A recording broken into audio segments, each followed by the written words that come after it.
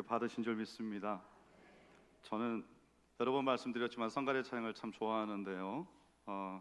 이전 교회들에 있을 때 어떤 교회는 오부 예배, 어떤 교회는 사부 예배 이렇게 드리면 제 일부 예배를 마친 다음에 제 사역들을 하면서 중간에 짬이 나면 이렇게 교회의 모든 공간에 모니터가 있어서 예배 실황을 보게 돼 있으니까 이렇게 보다가 성가대 찬양을 할 시간이 되면 본당에 가서 성가대 찬양의 실황을 이렇게 성가대 찬양만 보고 나왔던 그런 경험이 있습니다. 물론 뭐 사역 때문에 못 보게 되면 할 수 없는데 그날은 좀 아쉬움이 있죠. 그만큼 저는 성가대 찬양을 좋아했었는데요. 그래서 하나님께서 아마도 제게 그런 아쉬움을 없애주시려고 이제는 그냥 예배 시작부터 끝까지 마음껏 그냥 성가대 찬양 들어라 이렇게 1부, 2부, 3부 모든 성가대의 묵도송부터 시작해서 폐회송까지 저한테 다 듣게 하시는데 너무너무 감사합니다.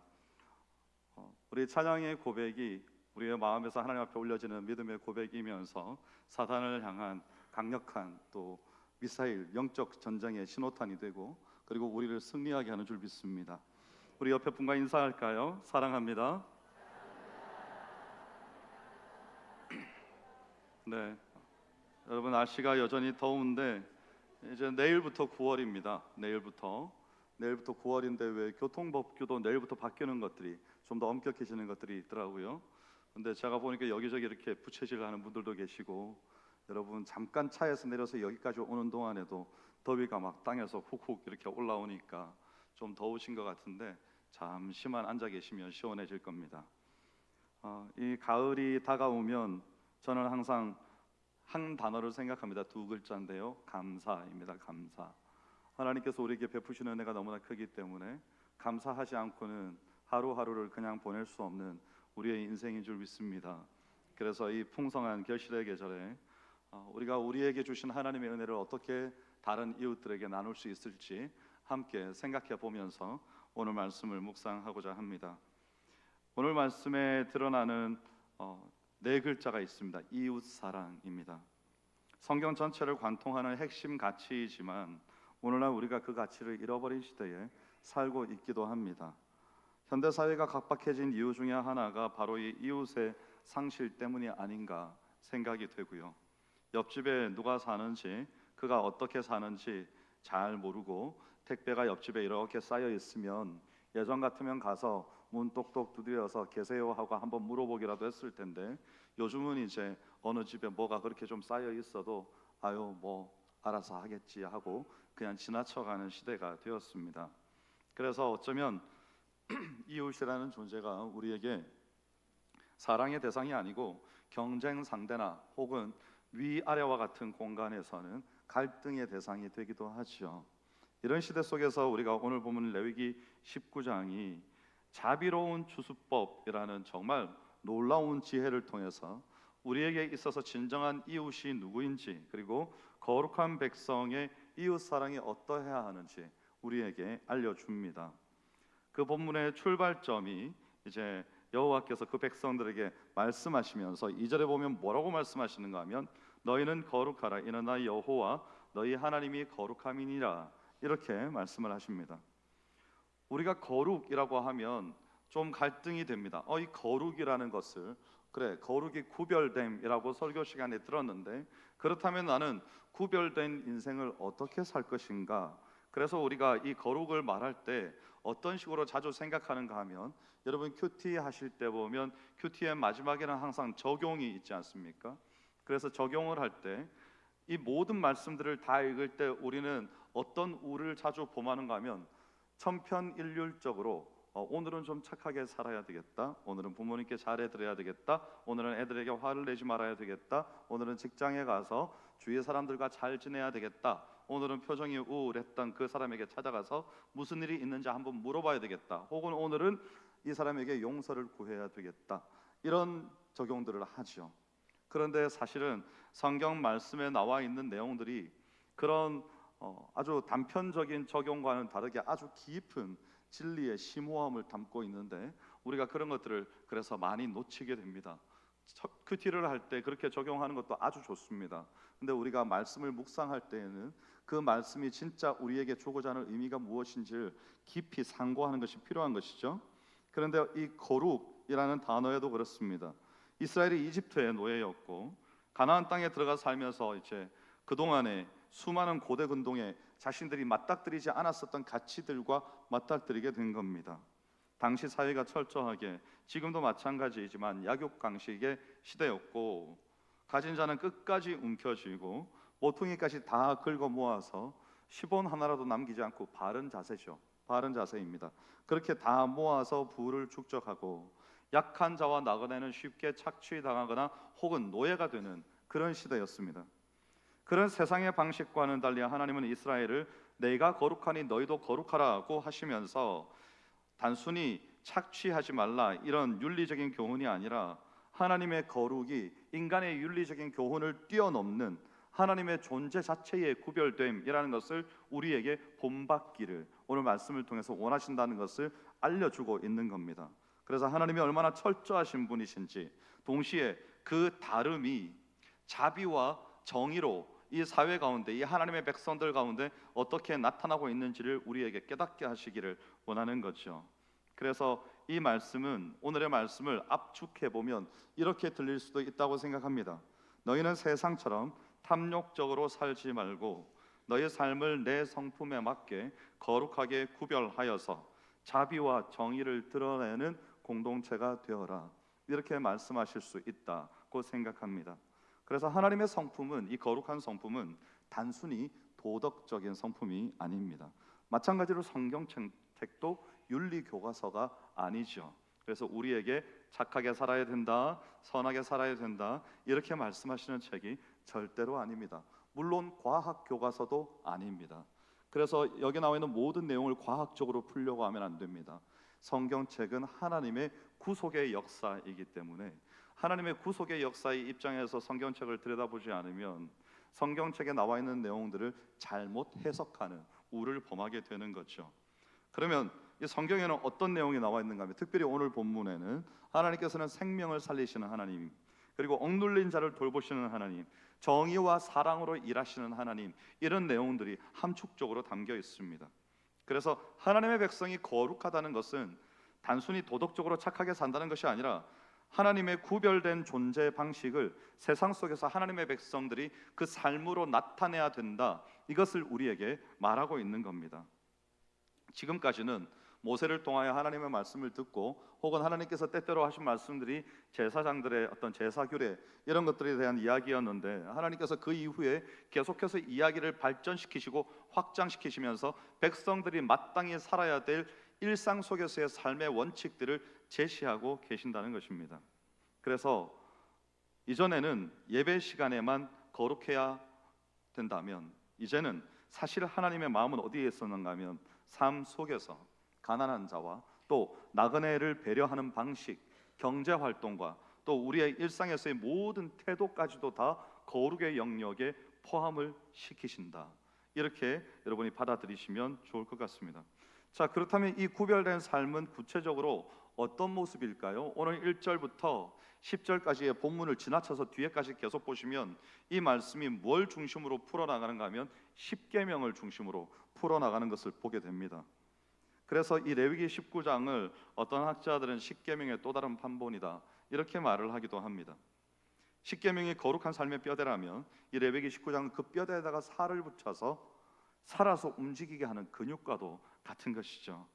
그래서 예수님께서 율법 전체를 하나님 사랑, 이웃 사랑 이렇게 요약하셨듯이 이 레위기 19장 역시 이 하나님의 역사를 두 축으로, 하나님의 거룩을 두 축으로 구성을 하고 있습니다. 그 중에 첫 번째가 하나님을 향한 거룩입니다. 그게 1계명부터 4계명까지에 나오죠. 그래서 하나님과의 관계를 먼저 바로 세우는 것에서 거룩이 시작된다 이렇게 우리에게 말하고 있는 겁니다. 그래서 3절 4절에는 너희는 헛된 것들에게로 향하지 말며 너희를 위하여 신상들을 부어 만들지 말라 1, 2계명이죠. 또 12절에 보면 너희는 내 이름으로 거짓을 맹세함으로 내 하나님의 이름을 욕되게 하지 말라, 이건 3계명입니다. 또 30절 3절에 보면 나의 안식일을 지키라, 이거는 4계명이죠. 이렇게 하나님을 향한 거룩이 여기에서 설명이 되고 난 다음에 두 번째 나타나는 게 이웃을 향한 거룩입니다. 이 내용이 오늘 이제 좀 더 구체적으로 나타나는 것이죠. 하나님과의 바른 관계를 세운 백성은 그걸로 끝났다, 이게 아니고 이제 그 거룩함을 이웃과의 관계 속에서 증명해내야 된다는 겁니다. 그래서 3절에 보면 너희 각 사람은 부모를 경외하고, 이건 5계명 아닙니까? 또 16절에 보면 내 백성 중에 돌아다니며 사람을 비방하지 말며 내 이웃의 피를 흘려 이익을 도모하지 말라. 이건 6계명, 살인하지 말라. 이 정신을 확장하는 거죠. 단순히 육체적인 살인뿐만 아니라 거짓 증언과 비방으로 이웃의 생명과 또 명예를 위협하는 모든 행위에 대해서 다 금지하는 겁니다. 그래서 우리는 계명들을 받아들일 때 어떤 계명이나 법이 있으면 그 법만 받아들이는 경우가 있습니다. 최소한으로 받아들이는 것이죠. 하지만 하나님께서는 지금 그것을 그 법령만으로 받아들이는 것이 아니고 그 법이 의미하는 바에 대해서 지금 레위기 말씀을 통해서 설명해 주시는 겁니다. 이 백성들이 문자적으로 법을 받아들이는 것이 아니라 그 법이 일상 가운데 어떻게 실천되어야 하는지를 가르쳐 주신다, 이렇게 생각하면 되겠습니다. 그래서 11절 16절은 거짓말과 비방을 금하는 제9계명이죠. 이거는. 그리고 이 모든 이웃 사랑 계명의 대원칙이 오늘 본문에 읽지는 않았지만 18절에 보면 나옵니다. 원수를 갚지 말며 동포를 원망하지 말며 내 이웃 사랑하기를 내 자신과 같이 사랑하라, 이렇게 말하는 겁니다. 내 것을 지키라는 것을 뛰어넘어서 이웃을 내 몸과 같이 여기는 사랑에까지 나아가라는 겁니다. 이 지점에서 우리가 좀 충격 혹은 좀 놀라게 되는 겁니다. 하나님 사랑과 이웃 사랑이라는 10계명의 이 두 계명을 세운 뒤에 그 이웃 사랑의 첫 번째 실천 사례로 우리에게 뭘 들고 있는가 하면 바로 이 9절 10절입니다. 이른바 자비로운 추수법입니다. 이것은 우연한 배치가 아니라 하나님께서 이웃을 내 몸과 같이 사랑하라는 것이 단순한 어떤 감정이나 우리가 외치는 구호, 이런 것이 아니고 내 이웃을 내 몸과 같이 사랑하는 것이 내 삶의 가장 현실적인 문제, 먹고 사는 문제와 경제적인 활동으로부터 시작되어야 된다. 그것이 예배 시간에 와서 설교를 들으므로 아 그래, 이웃을 사랑해야지 라고 생각하는 것이 아니라는 겁니다. 그래서 이 자비로운 추수법은요, 소극적인 어떤 도둑질을 하지 말아라, 거짓말을 하지 말아라, 이런 소극적인 실천을 넘어서서 가난한 이웃의 몫을 아주 적극적으로 보장해주는 그런 행위라는 거죠. 그래서 나의 탐욕을 제어하는 것을 뛰어넘어서 하나님의 정의와 하나님의 긍휼을 실천하는 이른바 거룩한 실천이 되는 겁니다. 이 9절과 10절은 그래서 단순히 어떤 법 조항을 넘어서서 하나님의 마음이 담긴 세밀한 장치들로 가득한 거죠. 그래서 우리가 법 조항을 볼 때는, 하나님께서 말씀하신 율법의 조항들을 볼 때는 그 율법에 담긴 정신과 의미를 읽을 줄 알아야 됩니다. 9월 1일부터 시행되는 교통법규가 달라진 것들 중에 예를 들면 유턴할 때 앞차가 유턴하는데 뒷차가 같이 하면 안 됩니다. 이거 이제 과태료가 나옵니다. 또 운전 중에 핸드폰을 보면 과태료가 나옵니다. 이런 것들이 이제 내일부터 시행되는 것들입니다. 그러면 여러분, 그런 법령들을 읽으면서 우리는 무슨 생각을 해야 될까요? 운전을 똑바로 해야 되는 겁니다. 운전하면서 핸드폰을 보면 안 돼. 앞차가 유턴할 때 내 차 유턴하면 안 돼. 뒤를 따라가야 돼. 이렇게 하나하나 그냥 지키는 게 아니고 그 법을 왜 만들었을까요? 사람들이 교통법규를 안 지켜서 사고가 나고 피해가 발생하고 사상자가 나오니까 그런 걸 다 만든 거 아닙니까? 그러니까 운전을 정신을 똑바로 차리고 하라는 거죠. 그런 의미들이 거기 담겨 있는 거 아닙니까?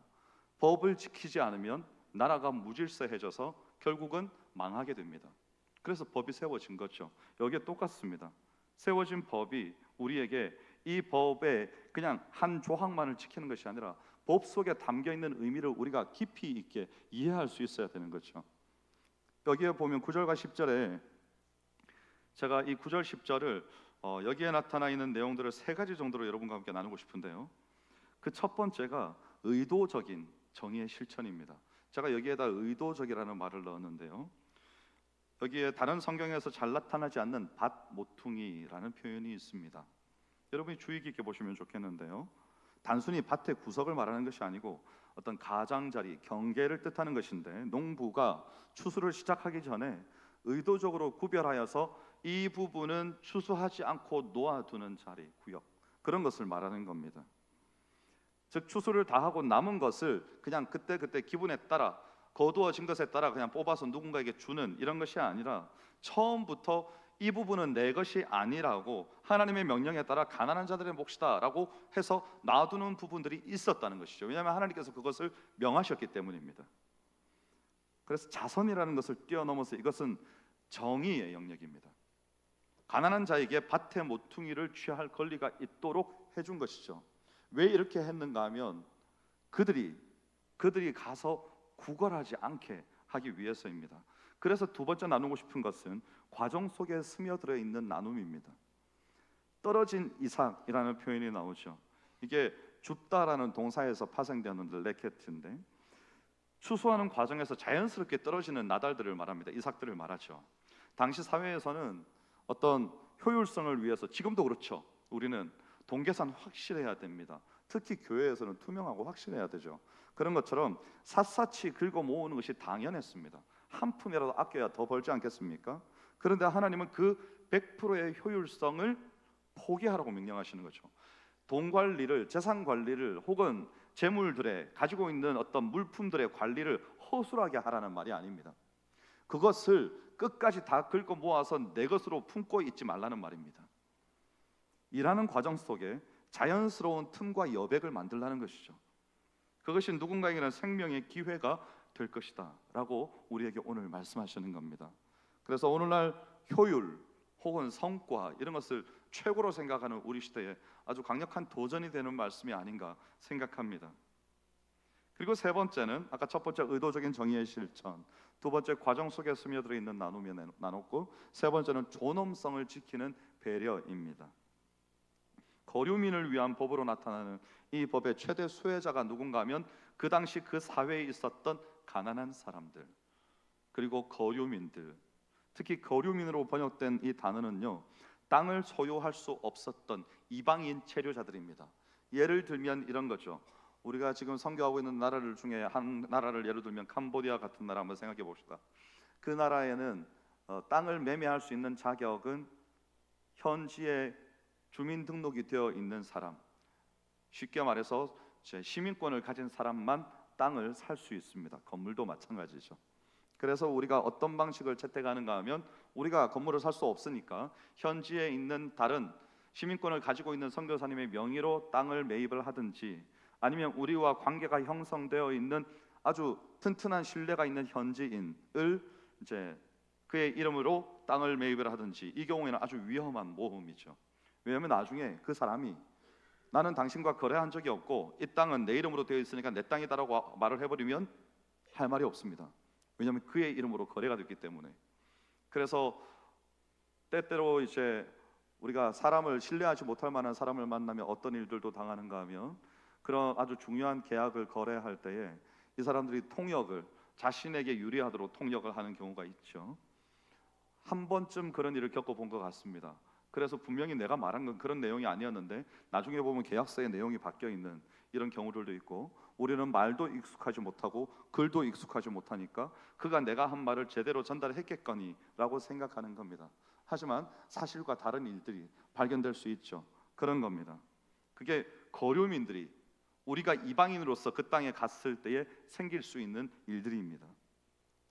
근데 혈연과 지연으로 뭉쳐있는 이 고대 사회에서 이들이 사실상 가장 소외되기 쉬운 사람들이었습니다.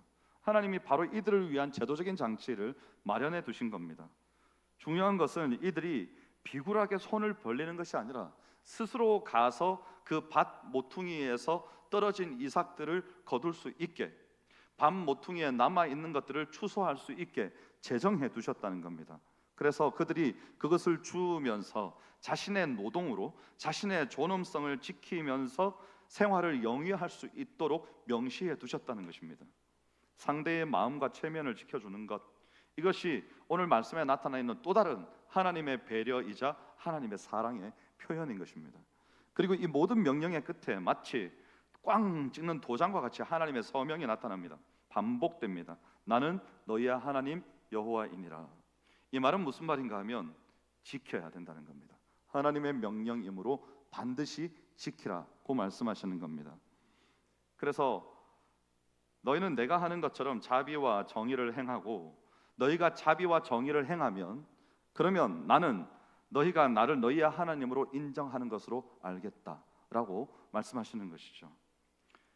룻기에 보면 보아스가 이 레위기 19장의 정신을 완벽하게 이해하고 실천한 사람입니다.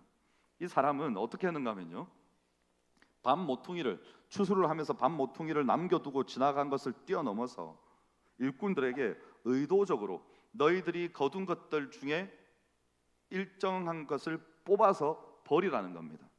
그러면 그게 무슨 말입니까? 그들이 거두게 될 떨어진 이삭을 줍는 것보다 더 많은 것들을 가지고 가게 되겠죠. 왜냐하면 우리가 거두는 것은 충분하니까.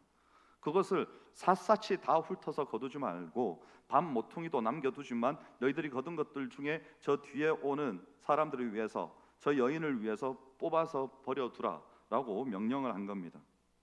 그래서 이 사람은 율법의 최소한을 지킨 것이 아니고 그 안에 담긴 하나님의 마음, 하나님의 너그러우심, 하나님의 자비를 자신의 재량으로 최대한으로 실천한 것이죠. 이웃인 이방 여인 이 룻의 존엄성, 그 삶을 지켜주고 명예를 지켜준 그의 자비가 나중에 그에게 어떻게 돌아오는가 하면 그를 구속사의 중심인 예수 그리스도의 계보에 이름을 올리게 하는 축복으로 돌아오는 겁니다. 하나님께서 그것을 그에게 되갚아 주신 것이죠.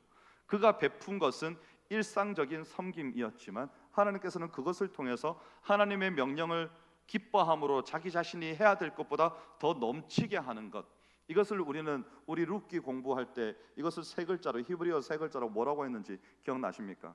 자기가 해야 될 책임보다 더한 것을 베푸는 것, 헤세드입니다. 헤세드. 이른바 인애, 긍휼, 자비, 통칭해서 일컫는 헤세드라고 하죠.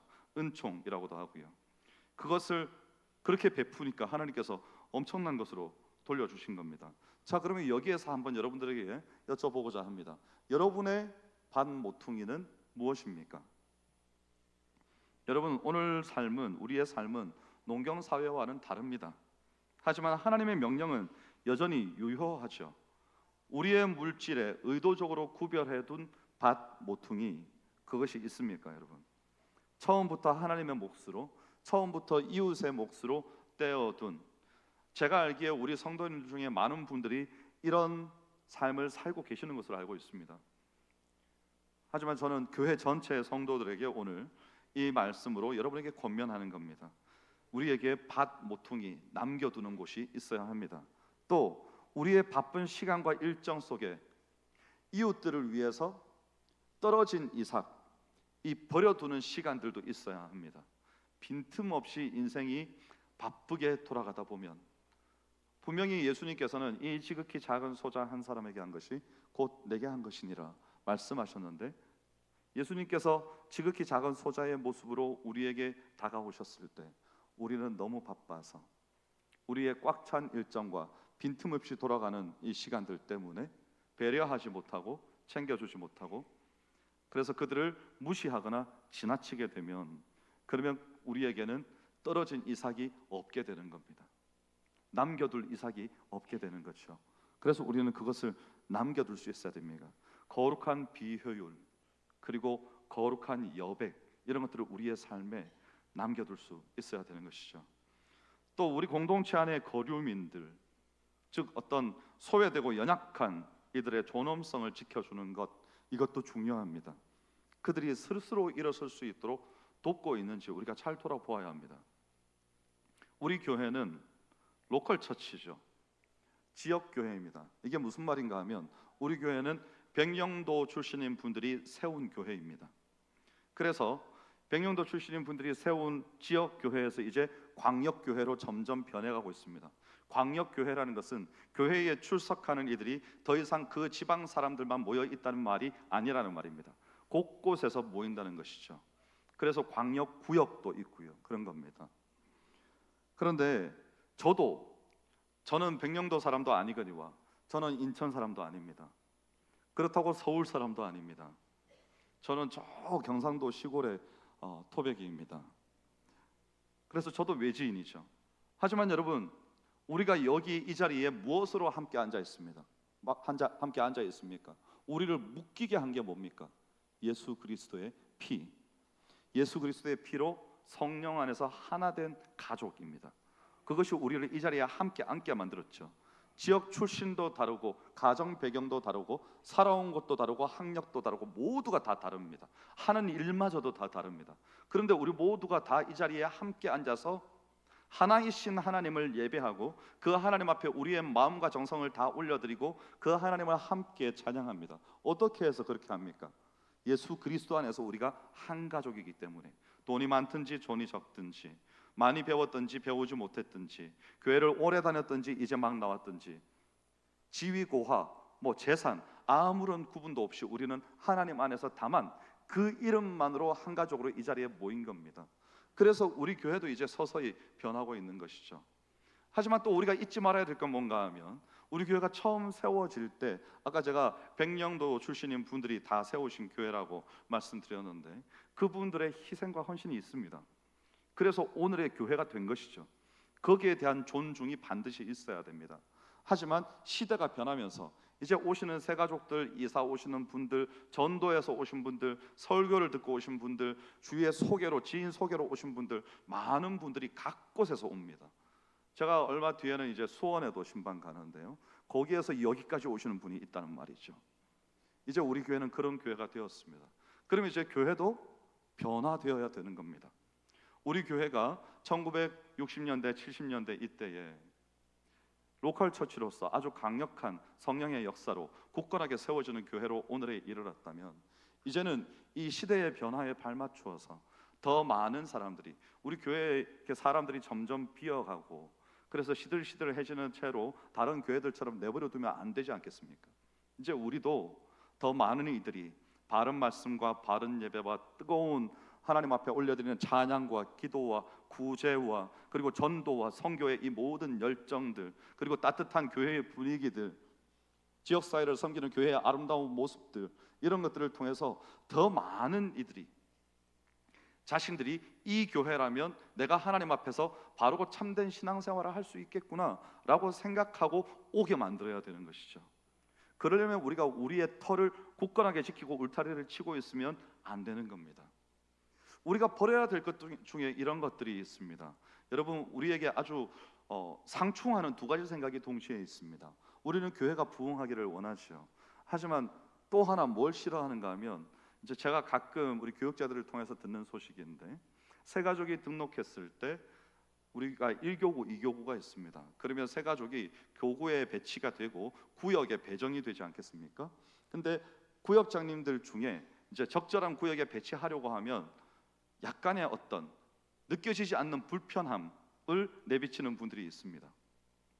그게 뭘까요? 제가 보니까 귀찮은 거예요. 귀찮아요. 우리가 나이가 들면 새로운 곳에 가서 적응하는 게 참 힘듭니다. 반대로요, 새로운 사람이 와서 우리에게 적응하는 게 힘듭니다. 내가 어디 가면 너무나 힘들지 않겠습니까? 새 교회 한번 옮겨 보십시오, 여러분. 거기 가서 막 70, 80 되셔가지고 거기서 뭔가 새로운 신앙생활을 시작하면 편하겠습니까? 안면 터는 것도 얼마나 어렵고요. 그냥 있는데 그냥 있을 걸, 이런 후회들도 하게 됩니다. 그러니까 우리에게 온 사람들을 우리가 그런 생각으로 바라봐 줘야 됩니다. 아, 저분이 우리 교회에 등록하고 신앙생활을 하는 것이 얼마나 힘들까? 이게 여러분 여백이고 이게 배려죠. 그런데 우리에게 어떤 마음이 있는가 하면, 새 가족이 구역에 편성되려고 하면, 그러면 이제 우리가 은근히 전도사님 저기 잘하는 다른 분한테 보내시고 저희는 그냥 놔두시면 안 될까요? 그런데 정말 놀랍게도 모두가 그런다는 겁니다. 여러분, 이것은 우리가 우리의 마음에 좀 도전을 받아야 되는 일입니다. 우리가 교회가 부흥하는 걸 원하는데 새 가족이 우리의 삶 속으로 들어오는 것에 대해서는 경계합니다. 왜냐하면 귀찮아요. 어떤 게 귀찮습니까? 하나부터 열까지 다 설명해야 되고, 신앙생활의 활동들에 함께 해야 되고, 데리고 다녀야 되고, 같이 국수 먹어야 되고, 어디 커피라도 마시려고 그러면 만나야 되고, 그 사람도 불러야 되고, 그 사람 잘 모르고 친하지 않아서 이야기 속에 잘 낄 수 있을까, 이런 것도 걱정이 되고, 쓸데없는 걱정이죠. 네. 주님께서는 그런 걱정을 할 게 아니고 이 사람이 잘 정착할 수 있도록 내가 도와야 되겠다, 이런 걱정을 하기를 원하시는데, 우리는 오히려 이 사람 때문에 우리가 불편하지 않을까, 이런 걱정을 하고 있는 거죠. 그거는 하지 않아도 되는 걱정인 거죠. 그래서 우리가 우리의 변화에 작고 사소한 변화 속에 그런 것들도 포함되는 겁니다. 우리는 자꾸만 벽을 세우고 담장을 건설해서 경계를 늦추지 않으려고 합니다.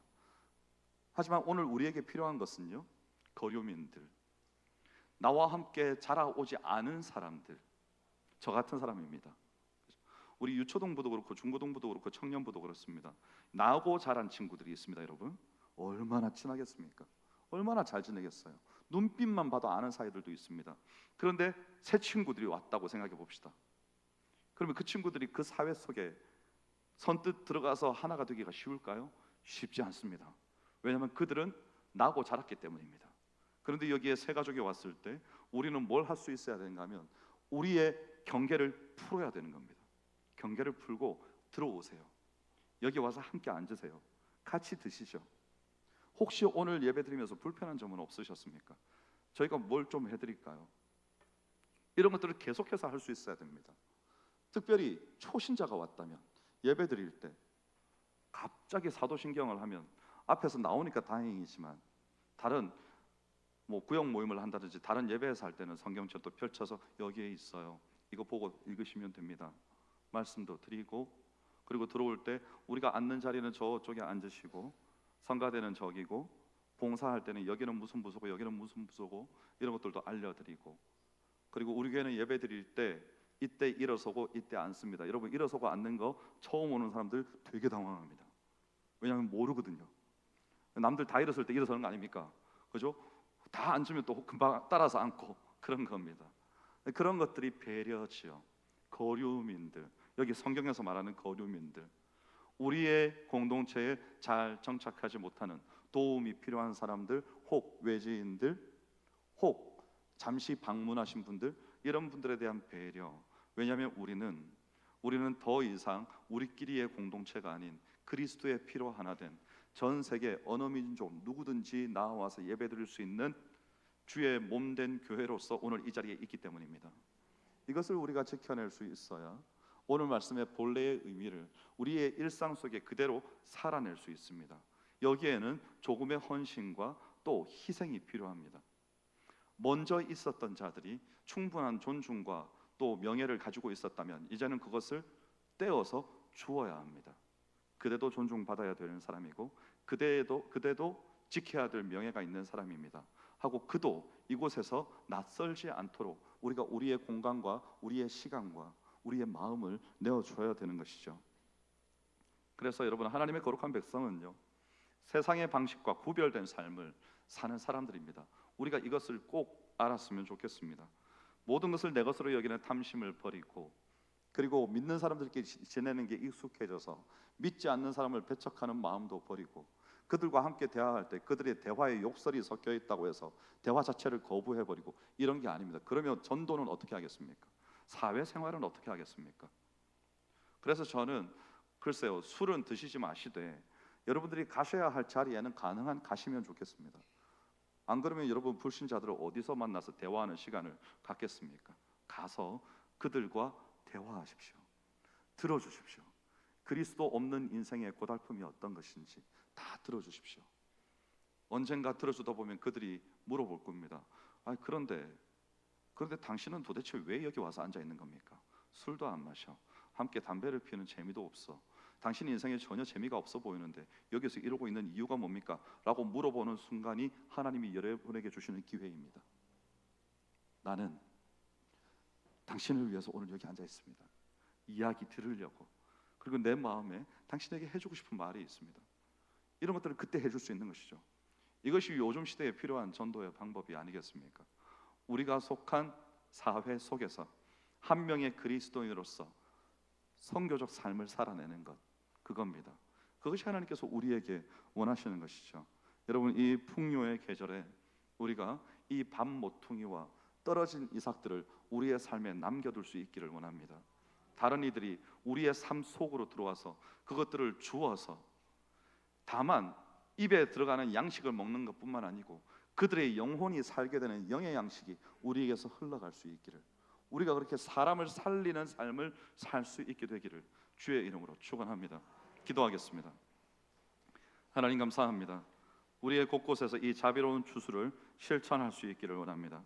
밤 모퉁이와 떨어진 이삭들을 우리의 삶에 그대로 두고 사람들이 와서 그것을 주워서 영육 간의 강건함을 입으며 하나님의 사랑이 무엇인지 알며 그들도 우리와 함께 와서 예배드림의 기쁨을 알고 하나님의 찬양과 하나님의 이름을 높이는 것에 그 놀라움을 경험하고 그들도 하나님의 일꾼으로 세워지는 놀라운 역사들이 우리의 가정에서 우리의 일터에서 일어날 수 있도록 우리 교회가 섬기는 이 지역 사회 가운데 우리 교회가 그런 시대적 사명을 감당할 수 있도록 은혜를 베풀어 주시옵소서.